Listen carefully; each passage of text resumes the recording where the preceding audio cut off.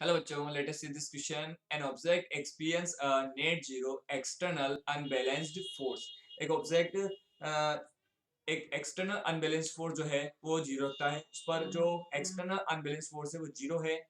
Is it possible for the object to be travelling with a non zero velocity.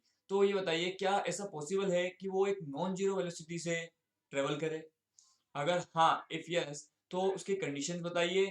Must be placed on the magnitude, उसका direction और उसका जो magnitude है, speed, उसकी velocity का, उसके लिए कंडीशंस बताइए।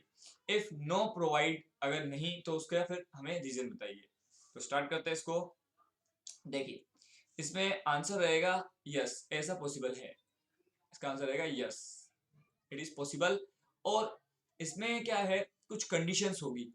इस मतलब ये नॉन जीरो वेलोसिटी से चलेगा ऑब्जेक्ट, इसके लिए कंडीशंस होगी। जैसे पहली कंडीशन की बात करें तो ये जो ऑब्जेक्ट है, ये ऑब्जेक्ट स्ट्रेट लाइन में, ये ऑब्जेक्ट जो है वो स्ट्रेट लाइन में चलना चाहिए।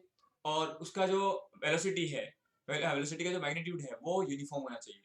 दूसरा, जो इसका स्पीड है, स्पीड का जो मैग्नीट्यूड है वो भी क्या रहना चाहिए, कांस्टेंट रहना चाहिए, उसमें कोई चेंज नहीं होना चाहिए। थर्ड, उसका जो डायरेक्शन है, उसके डायरेक्शन में भी कोई चेंज नहीं होना चाहिए। डायरेक्शन भी क्या रहना चाहिए, सेम रहना चाहिए। जिस डायरेक्शन में चल रहा है उसी डायरेक्शन में वो चलना चाहिए।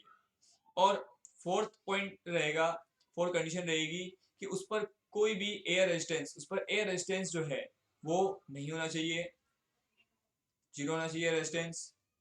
फिफ्थ फिफ्थ कंडीशन रहेगी कि उस पर कोई किसी टाइप का कोई फ्रिक्शन फोर्स नहीं होना चाहिए, तो फ्रिक्शन फोर्स भी नहीं होना चाहिए, फ्रिक्शन फोर्स भी नहीं होना चाहिए, एयर रेजिस्टेंस भी नहीं होना चाहिए। तो ये 5 कंडीशंस हैं उसके लिए। I hope you understand. Best of luck.